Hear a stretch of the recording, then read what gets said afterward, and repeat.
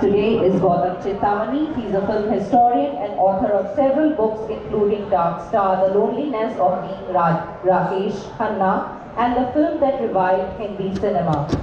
His writing has been featured in national publications and he has been a part of the National Film Awards jury. Gautam has also made documentary films including Three Challenging Traditions, Transforming Lives, which won an award at the Asia Pacific Rice Film Festival, and has worked on notable television shows such as the Emmy-nominated Siddhant.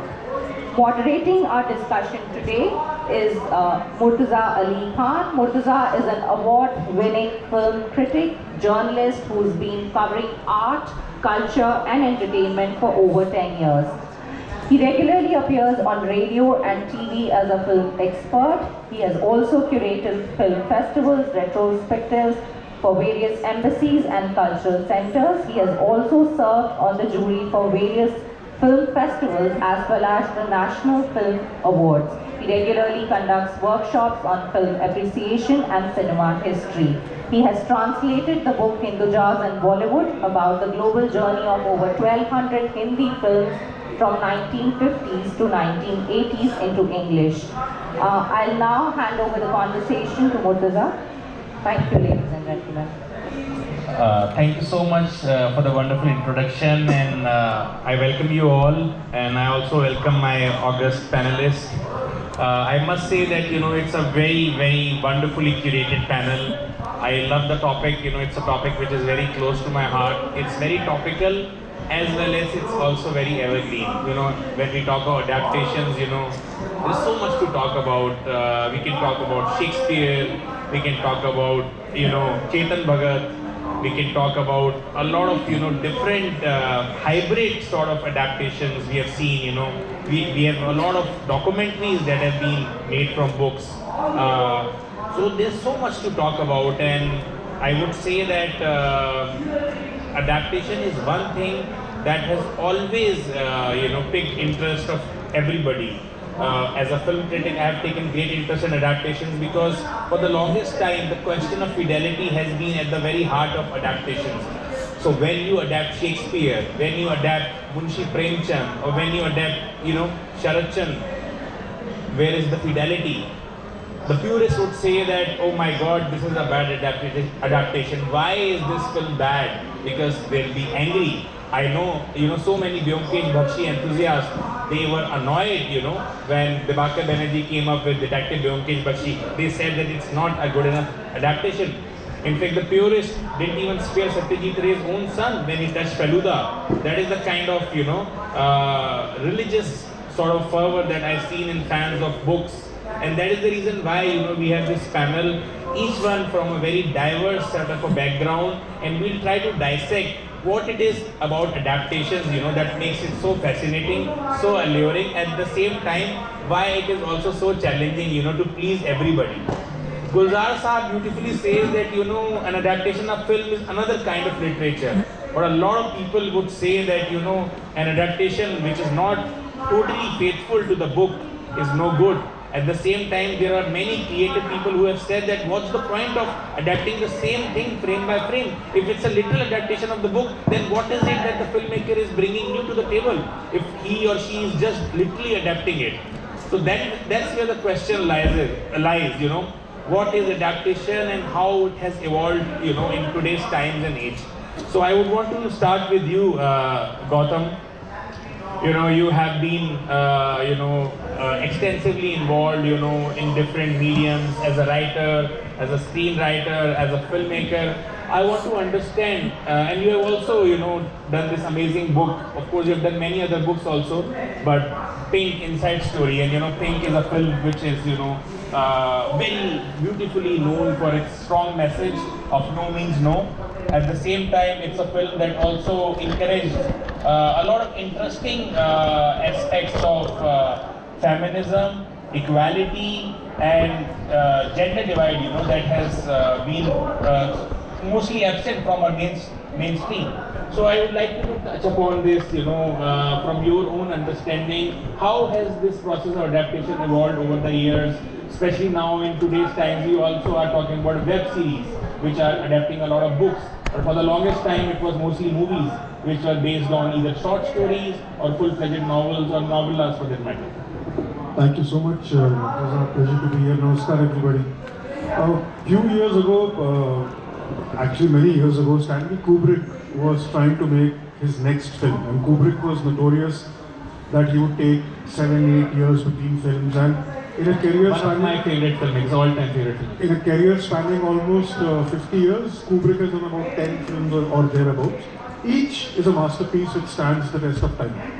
So his secretary had given him a huge collection of books to read, and her office was outside Kubrick's office, and every 2-3 minutes he would hear a book being flung because Kubrick didn't like it.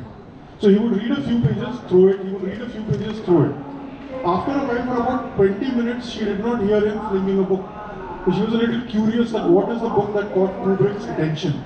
It turns out it was Stephen King's The Shining. Kubrick decides to make the film. Kubrick makes a wonderful film. Stephen King went on record to say it was one of the worst adaptations ever. Absolutely. So today, Shining is still remembered, King's anger is not. And then there was a film which was made, a TV series which King liked, endorsed, nobody remembers that. Absolutely. So the point that Murtaza started making is that film is a completely different medium. You can take a book, you can adapt it to screen, but a lot of things change. And what is interesting is this whole idea of purists. Who are these purists who have a problem with anything being changed or adapted? I think the answer lies in the history of cinema. When cinema started, it was a new medium, nobody liked it. Thanks to Lenin and the Russian Revolution, they decided that ये ठीक है तरीका गरीबों का दिमाग खराब करने के लिए, let's make it a political tool. तो थिएटर छोड़ो, एग्जीबिशन छोड़ो, गरीब आदमी कहाँ जाएगा, सिनेमा देखने जाएगा. So just take the greatest of the ideas, filter it down to the base level and give it to people. Lenin's film division had people being given Marx's Das Kapital, the Communist Manifesto, कि इसको आप tinker around करें, make it into a film and give it to people.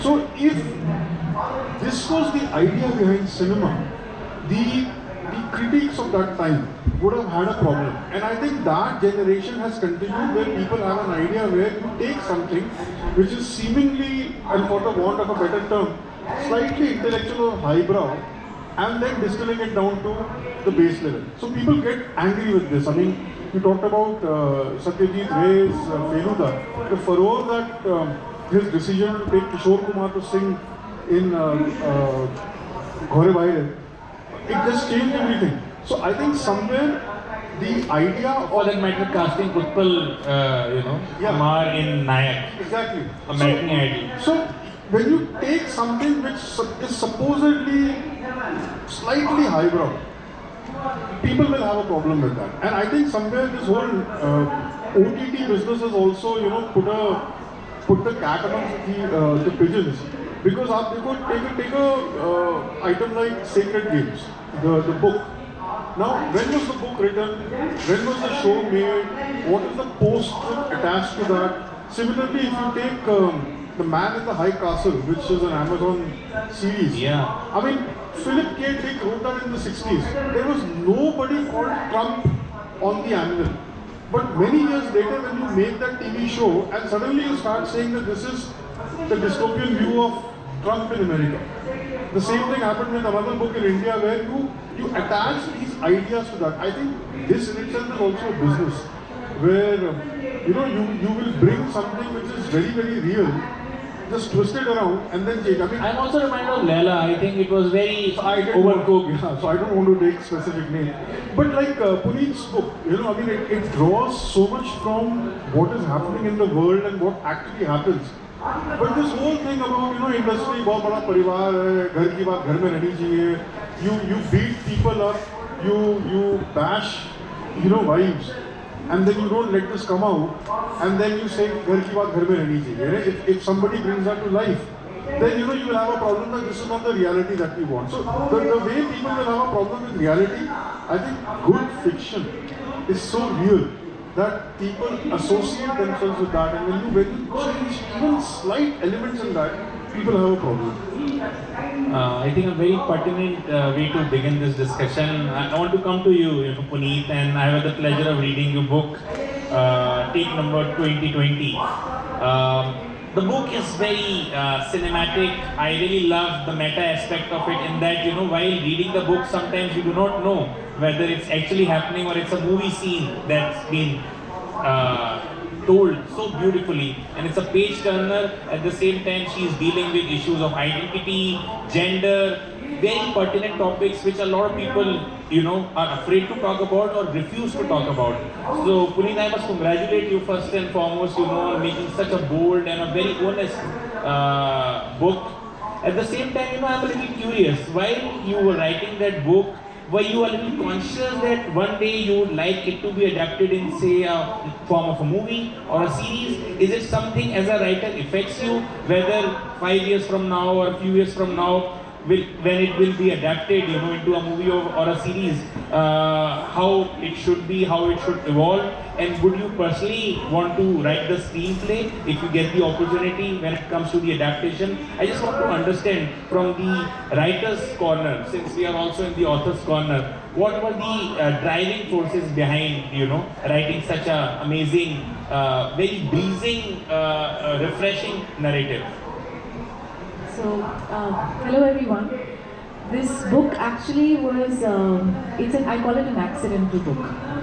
So I'm an actor, I've auditioned, and this is coming from my lived experience as an actor in Bombay.